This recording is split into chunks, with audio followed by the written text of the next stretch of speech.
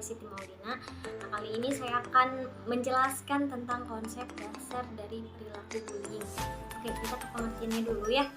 Bullying ini berasal dari bahasa Inggris, yaitu dari kata bully yang artinya penggertak atau orang yang mengganggu atau mengancam orang yang tak lemah.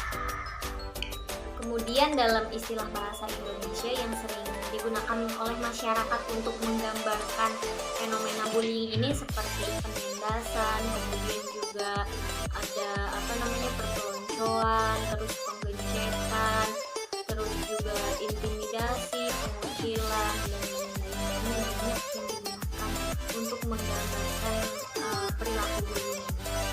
Kemudian bullying ini merupakan serangan yang dilakukan oleh pelakunya itu secara berulang, baik itu dalam aspek fisik, kemudian juga baik itu psikologis, terus juga ada sosial, kemudian secara verbal juga bisa.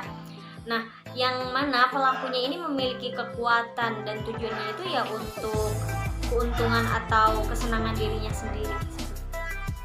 Oke, kemudian selanjutnya ini ada jenis-jenis bullying. Jenis-jenis bullying itu ada 4. Yang pertama itu bullying secara fisik, kemudian bullying secara verbal, yang ketiga itu bullying secara relasional, dan yang terakhir itu ada bullying secara elektronik atau cyberbullying. Nah, yang pertama bullying secara fisik. Kita bahas yang ini dulu ya.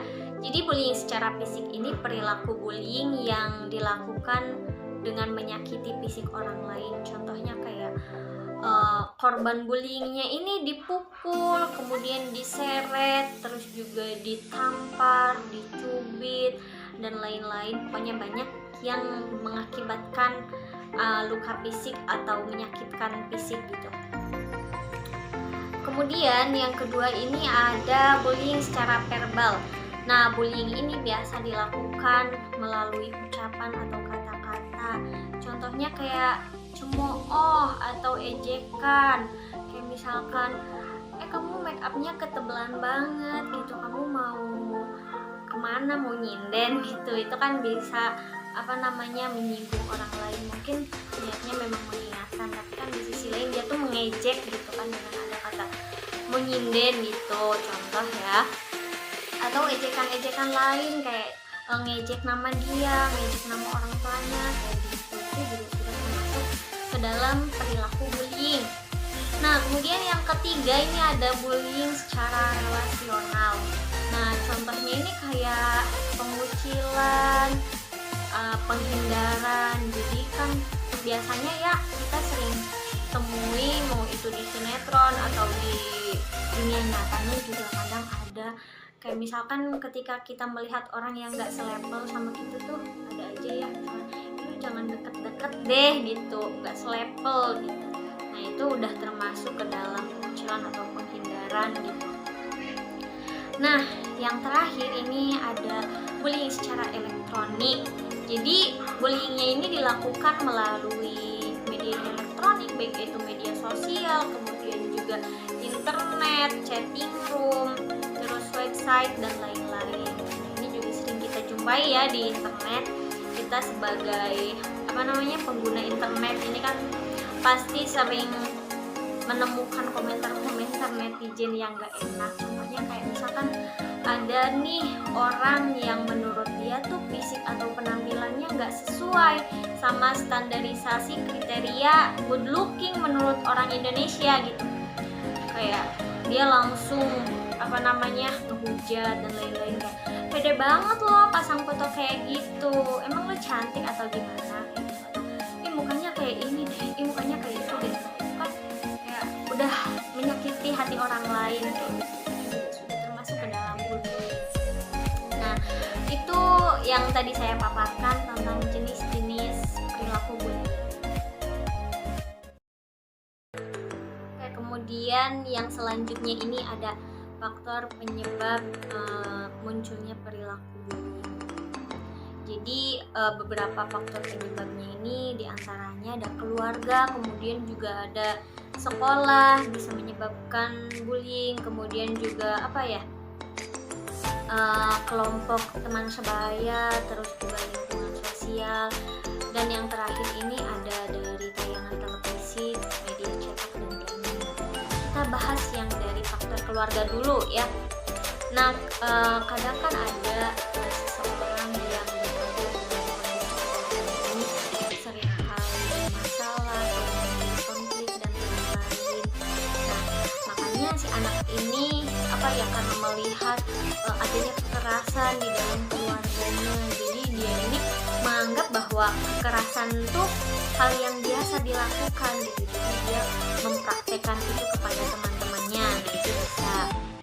Kemudian yang kedua ini sekolah. Kenapa sekolah? Karena memang sekolah itu biasanya banyak banget kasus bully gitu. Dan pihak sekolahnya ini kurang tegas dalam menangani kasus bully tersebut. Nah, karena tidak ada penanganan dari pihak sekolah atau dibiarkan saja, jadi akhirnya pelaku bullying ini akan terus-terusan melakukan bully gitu, karena dibiarin aja gitu. Kemudian yang selanjutnya ini faktor kelompok teman sebaya.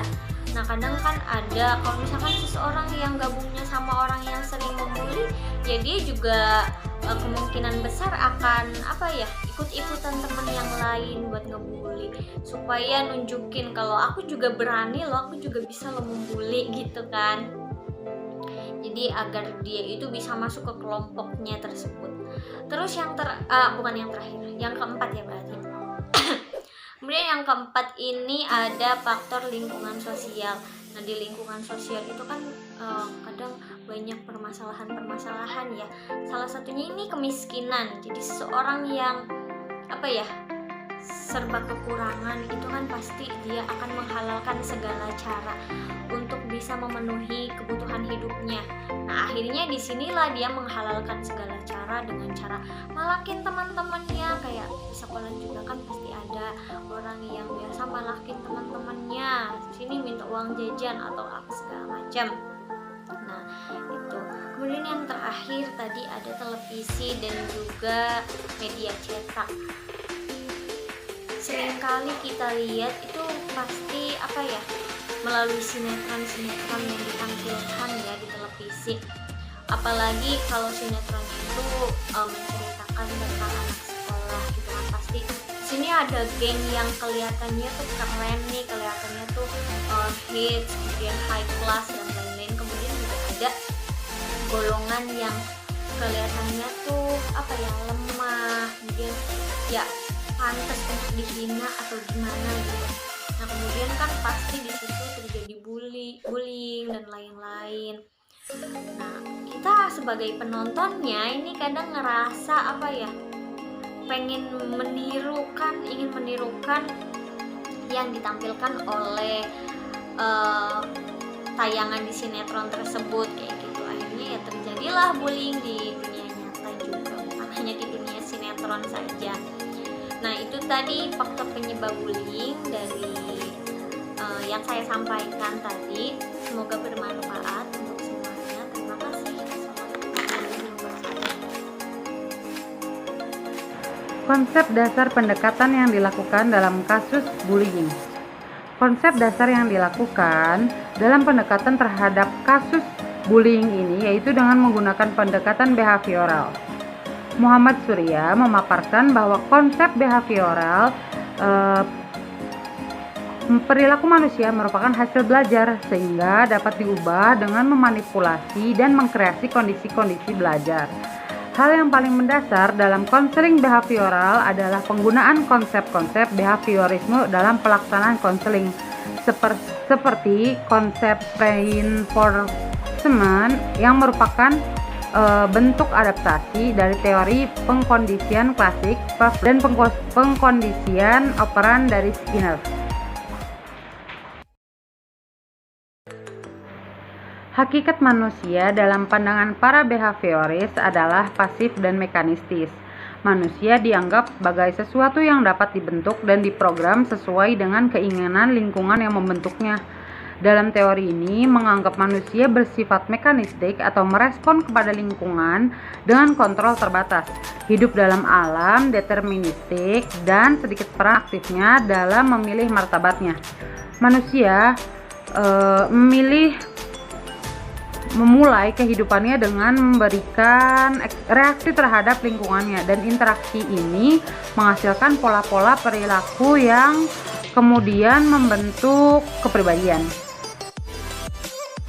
Selanjutnya, peran konselor dalam konseling behavioral diantaranya yang pertama menyebutkan tingkah laku maladaptif, yang kedua memilih tujuan-tujuan yang masuk akal, kemudian yang ketiga mengarahkan dan membimbing keluarga untuk merubah tingkah laku yang tak sesuai. Kemudian sedangkan penerapan teori tingkah laku ke dalam konseling bullying anak akan menekankan beberapa hal pokok, yaitu menciptakan konseling yang positif, kemudian mendiagnosis problem bullying ke dalam istilah tingkah laku, kemudian mengimplementasikan prinsip-prinsip tingkah laku dari penguat dan model.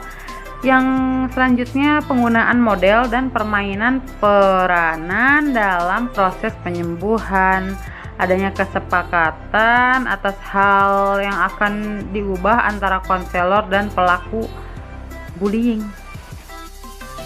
Oke, selanjutnya langkah-langkah pendekatan yang digunakan dalam menangani masalah bullying.